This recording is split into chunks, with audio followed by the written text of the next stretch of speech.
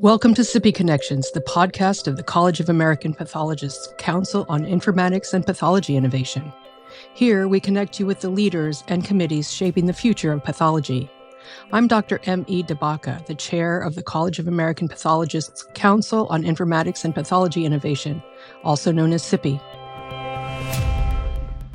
We have a fascinating episode for you today. CAP Informatics Committee members Dr. Alexis Carter and Dr. Lauren Miller will be sharing another horror story in pathology informatics. This case dives into sharing credentials and the importance of safety regulations. Take it away, Dr. Carter.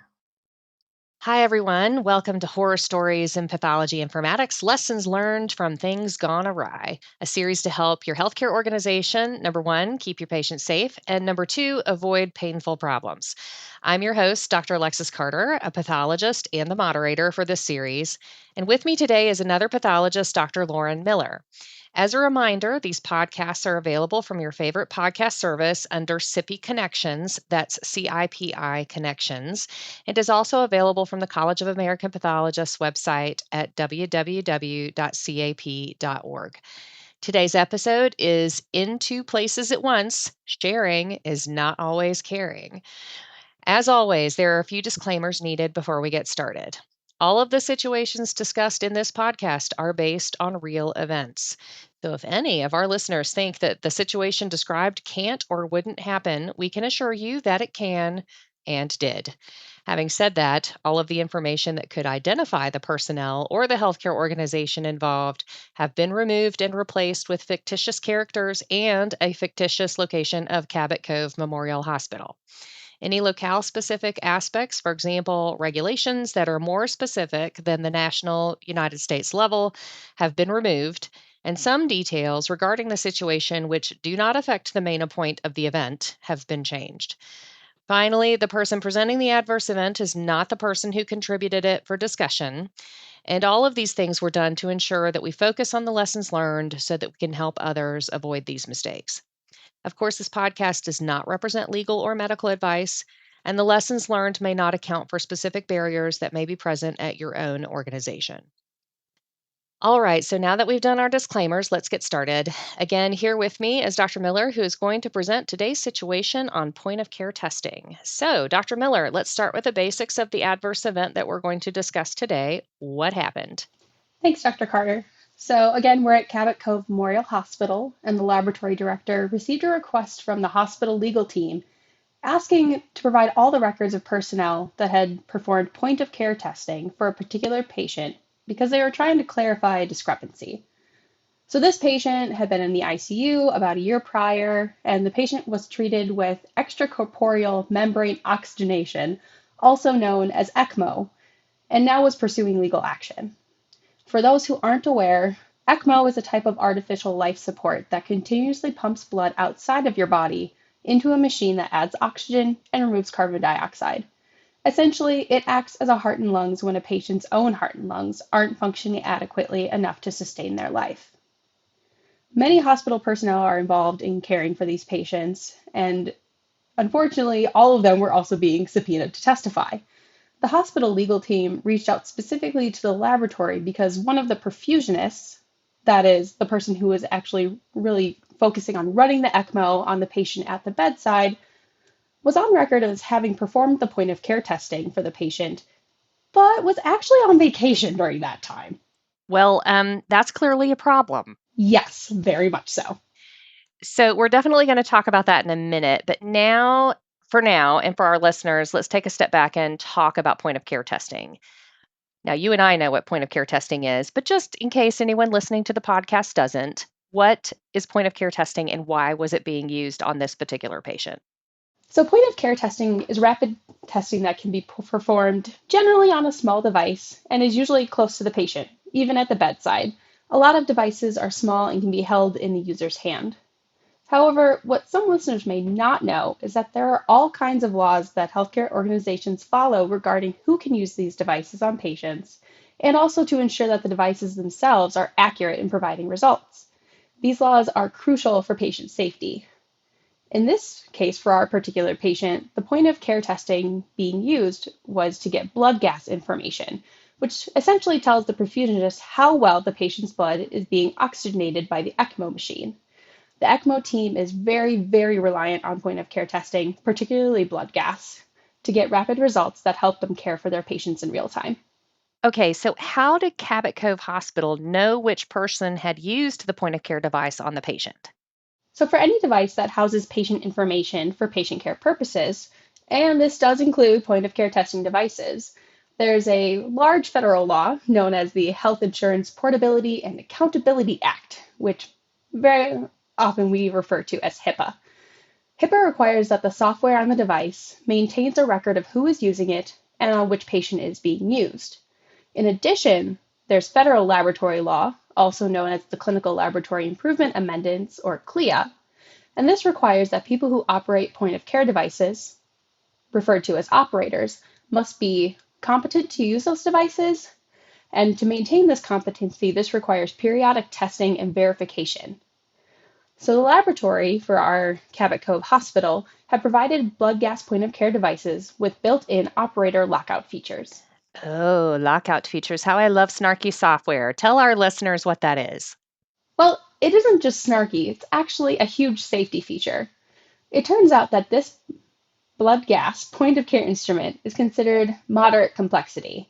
So in order for an operator of the device to be compliant with the laws that we just mentioned, he or she has to be appropriately trained prior to being approved to operate the device. This particular device was built to allow operators to scan their hospital badge prior to using the device. This recorded the operator into the device, and if the operator was not marked as competent in the system software, the software was designed to lock them out of the device. This helps ensure that untrained individuals cannot use the device, and that the operators who have not made their competency cannot either. Okay, so in this case, was the perfusionist actually working that day? Did the hospital have the vacation records wrong? No, they were not working. Oh, oh boy. Yeah, uh-oh is definitely right. So it turns out that not all members of the ECMO team had maintained the required competency training, and on further investigation, it was discovered that the perfusionist who was on vacation had made a photocopy of their hospital badge and taped it to the outside of the instrument prior to leaving. They were part of a team of ECMO perfusionists who cared for patients in the intensive care unit, or the ICU, requiring life-supporting temporary assistance to the heart and lungs. Oh boy. So I take it that members of the team whose operator competency had expired used the vacationing perfusionist's badge. That's exactly right. When this all came out, the perfusionist who had made a copy of their badge was subpoenaed and forced to testify that they had shared their badge with other members of the ECMO team so that other users that had let their competency lapse could continue to perform the blood gas point of care testing. Yikes. Okay, wow. Just wow. Okay, so this case is demonstrating risk of a different kind. Absolutely. So this case is illustrating the risk of sharing credentials. So the laboratory had implemented credentials verification and lockout on point-of-care devices to ensure that only appropriately trained personnel were the ones performing the testing. All of the ECMO personnel had completed their initial training and evaluation, but not all of them had maintained the training and education needed to have ongoing competency. So therefore, they could not perform the testing under their own credentials. So, with regard to that issue, could this issue have been completely avoided or just mitigated? Although verification of credentials has been the foundation of digital security for decades, the effectiveness of this process can easily be undermined when users start using workarounds such as sharing credentials. When multiple users use the same credentials, it's impossible to hold anyone accountable. We can't even really know who was doing the testing or the documentation. So to avoid this scenario, each institution should have a clear policy on sharing of credentials and explicitly state the consequences for violations to ensure that they're enforced. So, what do you think could have been done to avoid or mitigate the fundamental contributing factor in this case? Workplace culture really starts with leadership. So I think the hospital leadership must make it clear that sharing credentials, including badges, is not an acceptable practice. A lot of organizations do a pretty good job of educating employees about good online practices, such as not sharing passwords or opening suspicious links because of potentially catastrophic consequences of a cyber attack. But some personnel may view badge sharing as an innocuous practice because it is used to access internal applications, or even sometimes they borrow a badge to open the door. So while this case illustrates that the electronic medical record is certainly a legal document that has implications for both the institution and the individual, by sharing their badge, the ECMO perfusionists accepted all legal responsibility for the results and actions performed under their name, despite not even being on site. And in this case, a patient was suing the healthcare organization about the care they received during this time. This likely never occurred to the perfusionists that when they made a photocopy of their badge, and they probably never imagined having to explain in a deposition that they had allowed others to use their credentials for patient care. Okay, so we've talked about the main contributing factor, but there are always secondary and even sometimes tertiary or, third step factors that can contribute to these issues. These can include inhibited communication due to poor relationships, silos between groups, systemic infrastructural issues, etc. What secondary and tertiary issues do you think contributed to this failure and or any delays in its correction? I think one of the driving forces is that sometimes operators don't maintain their competency because they don't realize how important it is. They might just think that it has to do with some silly lab documentation rule. Okay, so that begs the question, is it a silly lab rule or is it really there for patient safety? So, resounding yes, it's there for patient safety. The trouble is, the reason is a legal requirement to maintain competency is because point of care devices are deceptively easy to use. After all, they are actually designed to be used by non-laboratory personnel. That being the case, there are often more safeguards put in place to prevent errors, and this can lead to end user and operator apathy about keeping competencies up to date. Having said that, there are so many ways to use these devices incorrectly. If a sample is not collected from a patient properly, if the sample type is not properly identified, such as venous blood versus capillary blood versus arterial blood, and if any warnings or notifications by the device are not heeded, the results coming off the device can be wrong, and that could certainly hurt a patient, especially because the results are so fast. The clinical team may have already acted on them before anyone in the laboratory is aware of a problem.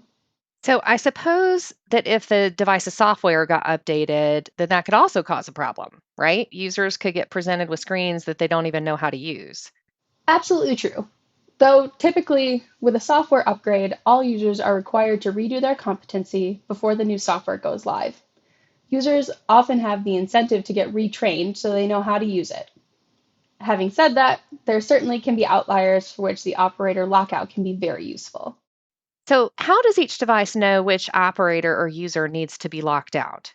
Most point of care devices in a larger healthcare organization, such as Cabot Cove Hospital, are either wirelessly connected or connected by periodic docking to a base that connects the point of care instrument to the system server.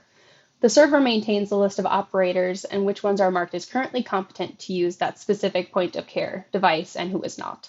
With regard to some of the perfusionists letting their competency lap, what do you think could have been done to prevent it from happening? So, a number of things, really. First off, I want to recognize that point of care testing is a really tricky area for the laboratory because at most institutions, the testing is performed by non-laboratory personnel, such as nurses, perfusionists, and respiratory therapists. However, the authority to perform point of care testing often relies on the accreditation of the laboratory. So to maintain accreditation in the lab, the laboratory demonstrates compliance with CLIA regulations.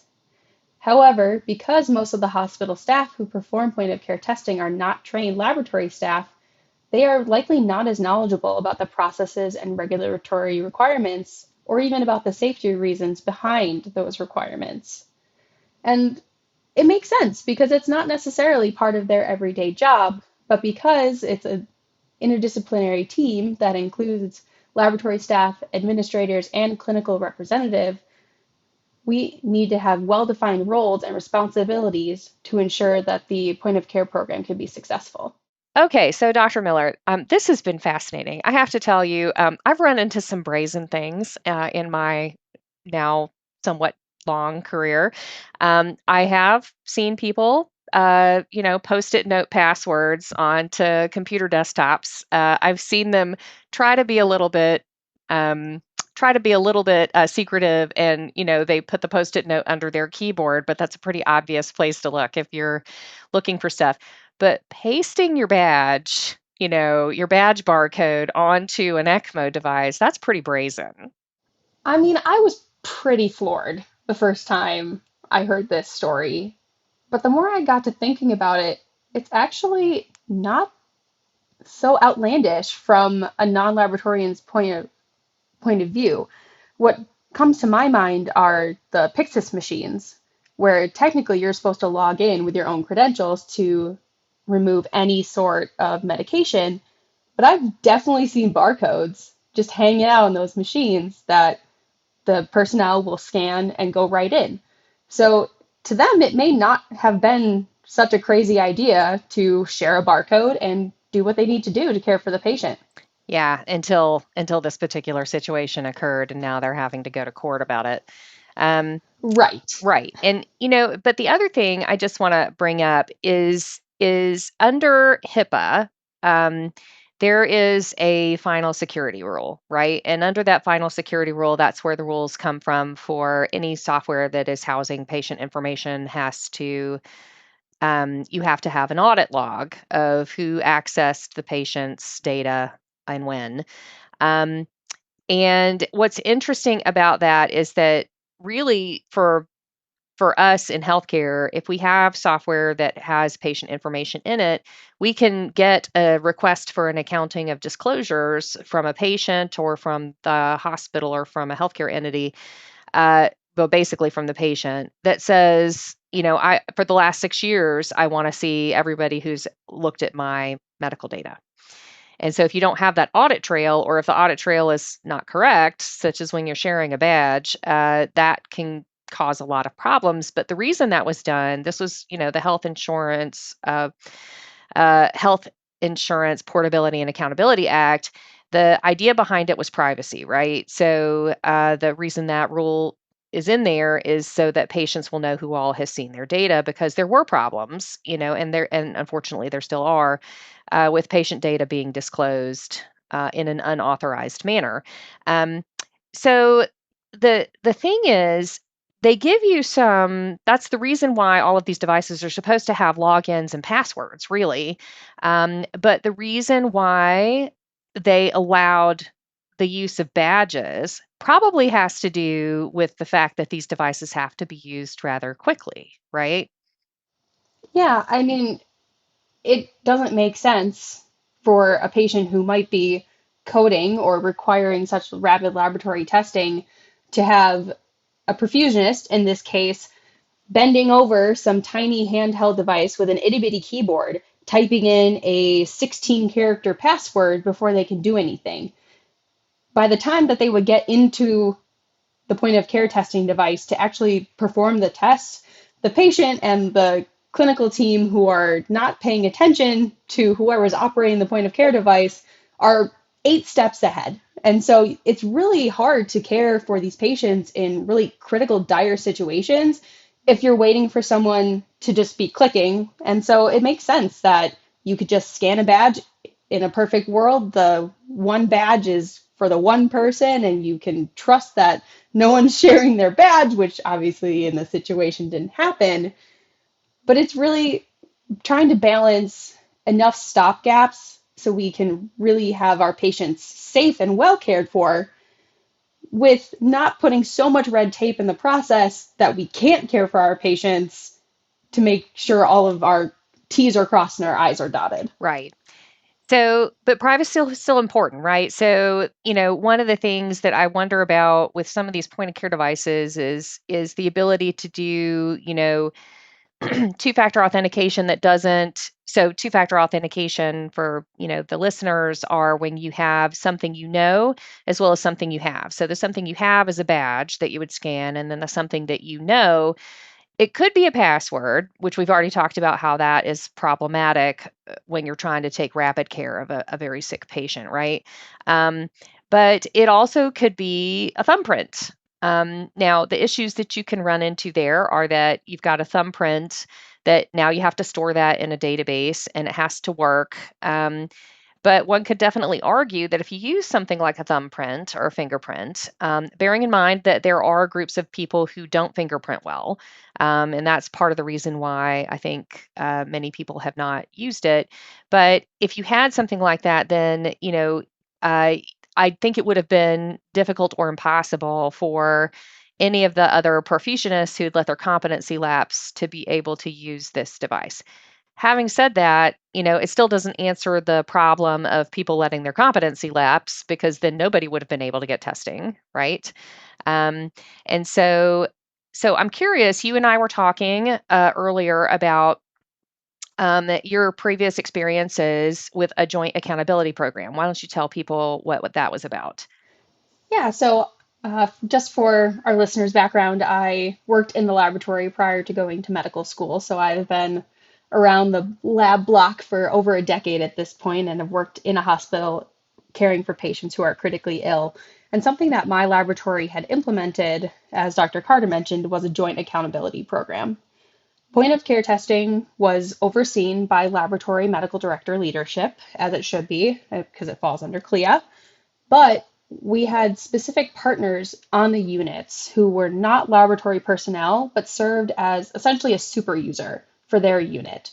And so oftentimes they were nurse managers or charge nurses. And so they were responsible for the day-to-day maintenance of competency. They were able to work with their staff, they were able to retrain, they were able to observe and mark competencies off. So even though it was the laboratory overseeing the entire process, we had to have champions on the floors talking with the end users regularly to have people really understand the importance of competency and to ensure that people maintain their competency because we're all busy. It's kind of crazy how many things we need to maintain. Honestly, I don't know how many emails I get before I actually complete whatever online learning module is required of me.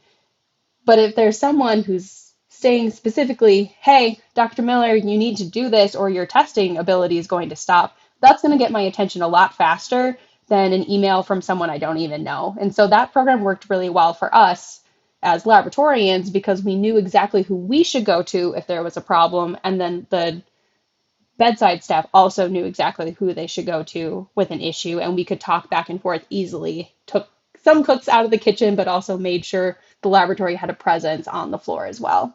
Yeah, so it also sounds like a much more proactive approach, right? So they were getting reports, it sounds like, of who had their competency had expired. And so that they could address that, hopefully before it became an issue. Yeah, the partners that we had on the floors were really on top of it. I mean, there are a number of competencies that are not laboratory based that all medical personnel have to maintain. I mean, if you're doing any sort of procedure, someone needs to make sure that you know how to do it. And so this just kind of became part of their workflow of, okay, I need to make sure that I know how to properly document X. Okay, I need to make sure that I know how to properly draw a patient specimen and put it into the point of care glucose measurement. Right. Okay. Well, I think this has been really educational. So we're going to sum this up for the listeners. What are the main lessons learned from this incident? And what do you recommend that our listeners should do to prevent this from happening in the future? So I think one of the most important things is that know your staff and have leadership be accountable.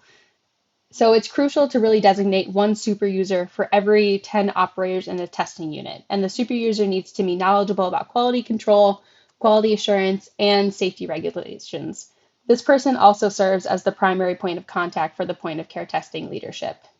This super user will be responsible for ensuring that all other operators in the testing unit maintain their competency and ensure why maintaining competency is important. Additionally, from a top-down leadership approach, the culture of the institution really needs to have a thorough understanding of what the consequences are of sharing credentials, not just don't log into someone else's computer, but even sharing badges can have really drastic effects. And so people need to be aware of how their own institution operates within the laws that we all have to follow. All right, great. Thanks so much, Dr. Miller, for presenting today.